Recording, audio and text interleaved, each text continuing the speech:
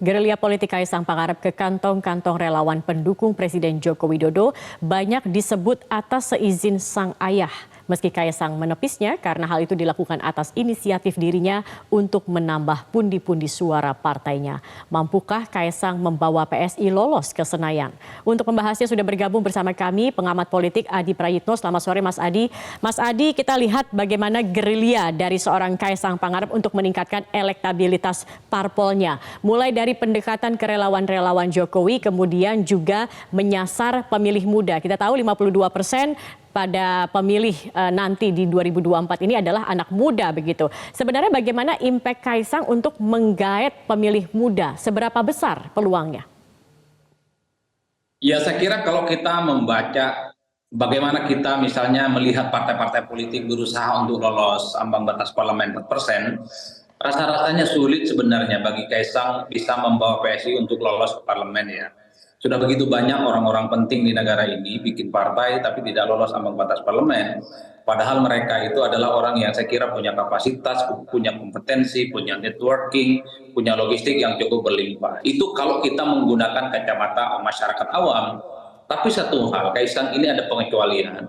Sekalipun tidak memiliki latar belakang politik yang memadai, tidak memiliki portofolio politik yang selama ini bisa kita tracking sebagai sosok yang pernah terjun ke dunia politik, tapi publik meyakini posisi Kaisang sebagai anak Presiden Republik Indonesia tentu akan begitu banyak keajaiban-keajaiban yang akan terjadi di kemudian hari. Kan bisa kita lihat bagaimana antusiasme publik, antusiasme relawan-relawan politik yang kemudian sangat terlihat yang selama ini begitu tegak lurus ke Jokowi, juga sangat mulai beririsan dengan Kaisang. Itu yang pertama. Yang kedua, kalau bicara tentang strategi politik Kaisang, PSI, menggarap pemilih muda di 2024, saya kira semua partai politik melakukan itu. Nasdem, PDIP, Golkar, Demokrat, PKS, dan partai yang lainnya tentu menjadikan anak muda sebagai ceruk pemilih yang akan mereka rebutkan. Jadi sebenarnya tidak ada yang spesial sebenarnya ketika Kaisang dan PSI mencoba untuk menyasar kelompok-kelompok pemilih muda dan milenial. Karena dulu PSI pun 2 kali ikut pemilu ya 2014 dan 2019. Mereka juga isunya adalah isu anak muda, tapi sekali lagi sorry to say, mereka tidak mampu membawa partai ini bisa berlabuh di Senayan dan ambang batas parlemen 4% bisa mereka lalui. Oleh karena itu, sekalipun ada positioning, sekalipun ada isu yang akan dibangun oleh Kaisang sebagai ketua umum PSI, rasa-rasanya sulit ya untuk bisa membawa PSI lolos di 2024 nanti. Bagaimana tapi itu dengan tadi adanya pengaruh Jokowi, Mas Adi? Bagaimana dengan pengaruh Jokowi sendiri? Apakah ini kemudian juga bisa mendongkrak elektabilitas hingga kemudian membuat PSI lolos begitu ke Senayan? Nah, sebenarnya tugas terbesar dari Mas Kaisang itu adalah untuk mendatangkan keajaiban yang saya kira harus luar biasa. Karena apapun judulnya, Kaisang ini tidak pernah memiliki rekam jejak politik ya, belum pernah menjadi ketua umum apapun ya, ketua umum partai apalagi. Oleh karena itu, satu-satunya cara adalah bagaimana Kaisang ini bisa meyakinkan pemilih-pemilih yang selama ini terafiliasi dengan Jokowi, itu bisa menjadi bagian dari PSI. Kalau saya membaca angka-angka statistik, Mbak, kalau misalnya dalam simulasi survei Jokowi itu memberikan dukungan terbuka ke capres tertentu, maka sang capres itu akan meningkat elektabilitasnya 4%. Artinya apa? Petuah Jokowi, pemilih Jokowi, endorsement Jokowi, kalau itu diberikan secara terbuka akan meningkatkan elektabilitas. 4% ini yang saya kira bisa disasar sebenarnya oleh Kaisang sebagai modal awal supaya bisa meloloskan PSI ke parlemen di 2024. Karena kita tahu satu-satunya cara bagi Kaisang meyakinkan pemilih adalah bagaimana pemilih Jokowi ini secara perlahan migrasi dan pindah ke PSI. Apalagi misalnya kita tahu sejak awal PSI itu mengusung jargon Jokowisme. Jadi ideologi politik PSI itu adalah ideologi politik Jokowi. Oleh karena itu, Pak Kaisang ini harus bisa membuktikan kepada publik ada keajaiban yang bisa dibuktikan di Pilpres 2024 nanti. Sekalipun dirinya itu belum pernah ya memimpin sebuah organisasi parlemen besar, masih sulit, butuh keajaiban begitu ya Mas Adi. Mas Adi, kalau kita melihat kemudian bagaimana nih dengan ketika Kaisang sudah menjadi ketua umum partai politik, peluangnya dari suara pemilih partai lain yang kemudian beralih ke Kaesang. Kalau Anda membacanya, yang kemungkinan dari parpol lain yang akan beralih ini dari mana saja? Ada tidak? Saya sampai saat ini belum menemukan ada partai lain yang kemudian pemilihnya itu hijrah dan migrasi ke PSI. Yang saya lihat itu adalah pergerakan dari pemilih-pemilih Jokowi yang selama ini tidak terafiliasi dengan partai politik manapun. Jadi ini yang saya kira memang harus dilihat secara nyata bahwa seakan-akan kalau Kaisang ke PSI otomatis ini akan menggembosi partai politik tertentu. Bagi saya itu tidak ada logika sederhana yang kemudian menyambungkan itu semua.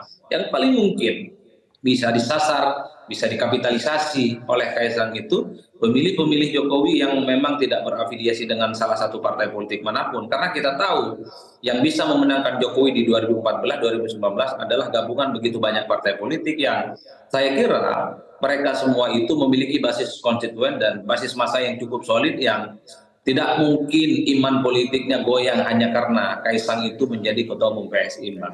Oleh Oke, karena baik. itu ya pemilih Jokowi yang tak punya partai itulah yang paling mungkin bisa digarap oleh Kaisang untuk mengantarkan PSI itu lolos ke parlemen di 2024 yang akan datang.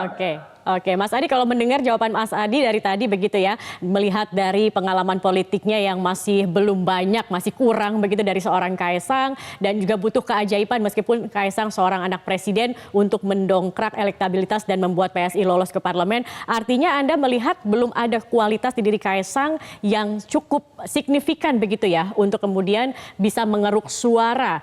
Jadi masih lebih besar adalah pengaruh Jokowi. Tapi Mas Adi kalau melihat secara objektif, apa sih sebenarnya kualitas dari seorang Kaesang ini?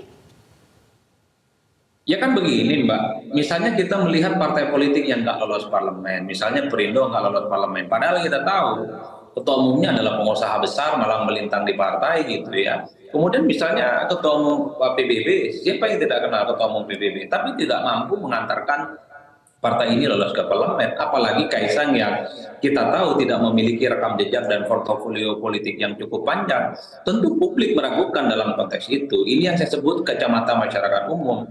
Tapi sore itu saya memang harus kita akui posisi Kaisang sebagai anak presiden ini melampaui itu semua, melampaui kapasitas, melampaui jam terbang, melampaui pengalaman politik gitu. Itulah yang saya sebut sebagai sebuah bonus dan keajaiban yang sangat mungkin terjadi di 2024. Kaisang sekalipun misalnya kalau kita melihat rekam jejaknya di politik nyaris tidak pernah ada, tapi posisinya sebagai anak presiden akan menguntungkan.